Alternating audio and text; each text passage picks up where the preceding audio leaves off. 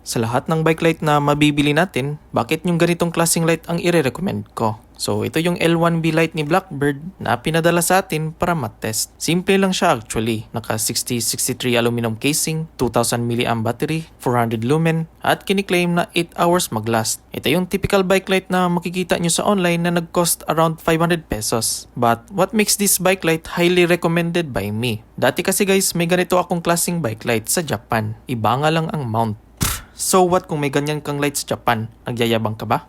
Well, I forgot to mention na nag-last ito 3 years sa labas ng bahay. Sa labas kasi namin pinapark ang bike. At tandaan nyo guys, 3 years exposed sa heat, corrosion, acidic contaminants, ulan, moisture, heck even sa snow gumagana pa rin siya. So even sa below zero temperature nakasurvive siya. At kita nyo nagfe-fade na ang color ng casing. Black na black yan guys nung nabili ko yan. Binilhan ko pa nga ng dalawang mount kasi favorite ko talaga siya. Mas nag-last pa talaga ang light kaysa sa mount no? Pero ngayon itong light iniwan ko na siya doon sa storage namin. Buhay pa yan ngayon. Minsan din ginagamit namin ito sa construction. At the reason din kung bakit nag-order agad ako nito para kay Mountain Peak Expert right after nakauwi ako dito sa Pinas. So guys, kung gusto niyo ng bike light na reliable, try considering this Blackbird light. Sa mga magtatanong kung bakit itong ganitong klaseng mount ang pinili ko, mas secured kasi siya compare yung mga speedometer style na mount. Minsan kasi accidentally masagi ko siya at matanggal while nag-ride. Pero sa experience ko lang ito guys. If you're wondering guys, paano ko charge ang light kung nakaganito ang mount?